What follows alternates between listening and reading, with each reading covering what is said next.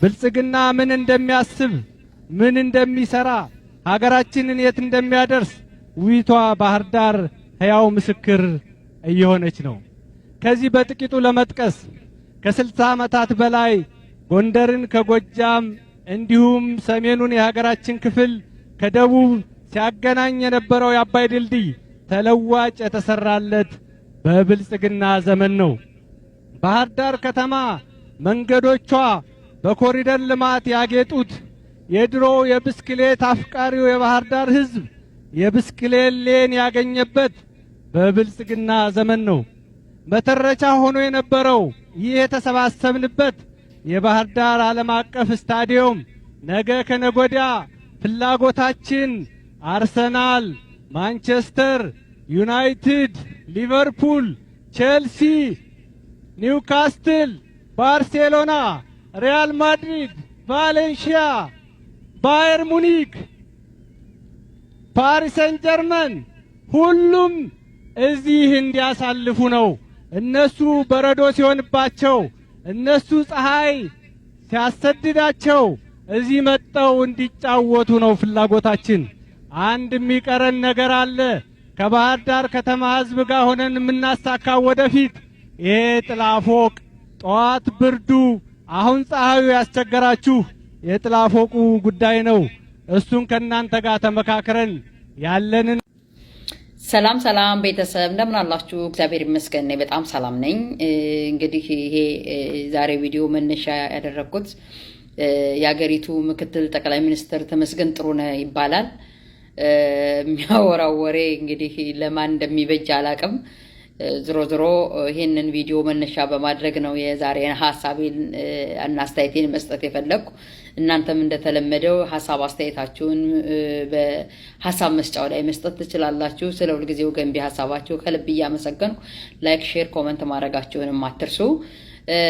እንግዲህ እነዚህ ሰዎች በሀገሪቱ ላይ ጦርነት ደቅ ነው ህዝባችን በረሃብ በመከራ በጦርነት በሰቆቃ ውስጥ ሆነው በጣም እፍረት የሌላቸው ከሃዲዎች ለሰው ዝነት የሌላቸው ሰዎች ናቸውና ምንም አማራጭ በሌለው አፈሙዝ ደቅ ነው ብልጽግናን ትመርጣለህ አትመርጥም ወደሚል ግብ ገጥመዋል። ያንን ነገር ደግሞ እውነት ለማስመሰል ለማጽደቅ ትላንትና ከኢህአዴግ ወይም ቀድሞ ከነበረው ስርዓት ላይ የወረሱትን 11 ሚሊዮን አባላት ይዘው በየመድረኩ ወጣው ትላንትና የንብ ቲሸርት ለብሶ ሲወጣ የነበረው አድሃሪ ሁሉ ዛሬ እንደገና ደግሞ ገልብጦ የስንዴ ችቦ ይዞ ብልጽግና ይላል። እንግዲህ ያው ያለበትን ረሃብና ስኬርሲቲውን ደግሞ ለማህበረሰቡ የስንዴ ችቦና የስንዴ ነዶ በማሳየት ሊያረካ ፈልጓል። ያው መስራት ስላልቻለ በኢሞጂ ነው እንግዲህ እንዳልኳቸው ሀገሩን እያስተዋወቀ ያለው።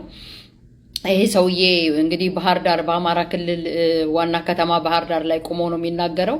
ለ8 ዓመት ላይ የሰሩትን ይሄ ከዚህ ነው ብሎ የሚጨብጠው የሚዳስሰው አጥቷል። የሚናገራቸው ልማት ብሎ በጣም በሚገርምና የሚያሳፍር ነው። ሀፍረተ ቢሶች ናቸው። በጣም ነው የሚያሳፍሩት የእውነቴን ለመናገር። ምክንያቱም ባህር ዳር ከተማ ትላንትና የባይክ ሌን አልነበራትም፣ ዛሬ ባይክ ሌን አላት ይላል። ይሄ ደፍነትሊ ውሸት ነው። ባህር ዳር ከተማ መቀሌ፣ አዋሳ በሀገራችን በማስተር ፕላን ከተሰሩ ታላላቅ ሞዴል ከተማዎች በአፍሪካ አንደኛ ተብለው ተመዝግበው የነበሩ በድሮ ስርዓት ላይ በጣም የድሮ ስርዓት ፕራውድሊ በጣም የሚኮራባቸው ትልልቅ ከተሞች ሞዴል ከተሞች ናቸው። የኢትዮጵያ ከተሞች እንደሚታወቀው ማስተር ፕላንን መሰረት አድርገው ያልተሰሩ ናቸው። ነገር ግን ባህር ዳር፣ መቀሌና አዋሳ በጣም የሚታወቁ ናቸው። በጣም የሚያማምሩና ውብ እንደነበሩም ይታወቃሉ። በሁለተኛ ደረጃ እንግዲህ የአባይ ድልድይን ተለዋጭ ሰራን ነው የሚለው። የአባይ ድልድይን እንደ አዲስ አልሰሩትም፣ ተለዋጭ ነው የሰራ። ባይሰራም ዞሮ ዞሮ አገልግሎት የሚሰጥ መንገድ አለ።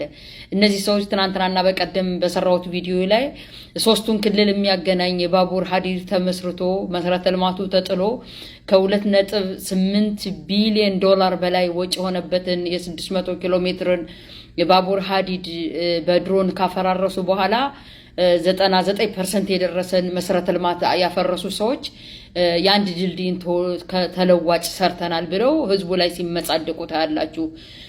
በሁለተኛና በዋና ደረጃ ደግሞ ትልቁ ደግሞ ይሄ የምታዩት ስታዲየም ተረት የነበረ ነገር ግን ዛሬ እኛ ሰራ ነው አስፈጸም ነው ይላሉ። በጣም በሚገርማችሁ ሁኔታ ከዚህ ስታዲየም ብልጽግና ራሱ ሲመጣ ደመቀ መኮንን ቪዲዮን ካገኘው አመጣላችኋለሁ።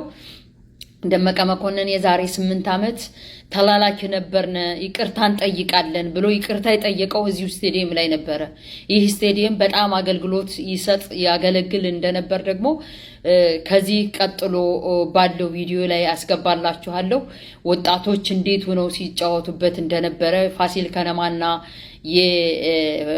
የባህር ዳር ሞገድ ነው ባህር ዳር ምንድን ነው የሚባለው ትልቅ ክለብ የነበረበት ዛሬ በውትድርና በረሃ በስደት ጨፍጭፈው ድምጥማጦን ያጠፉት በጫካ ገብቶ መከራውን የሚበላው ድምጥማጦን ያጠፉት ወጣት ትላንትና ግን በጣም ይዝናናበት የነበረ ትልልቅ ክለቦች የነበር በተለይ በአማራ ክልል ውስጥ ፋሲል ከነማና ባህር ዳር ከነማ በጣም ትልቅ ክለቦች የነበሩ በጣም በወንድማማችነት አንዱን አንዱ ጨፌ እየጎዘጎዘ በጣም በክብር የሚቀባበሉ የነበሩ ወጣቶች እነዚህ ወጣቶች ስጋት ይሆናሉ ብለው ድምጥማጣቸውን ካጠፋቸው ወጣቶች ውስጥ ናቸው። ይሄ ስታዲየም ያን አገልግሎት ይሰጥ ነበር። ለምሳሌነት እዚህ ቀጥዬ ይህን ቪዲዮ አስገባላችኋለሁ፣ ተመልከቱት።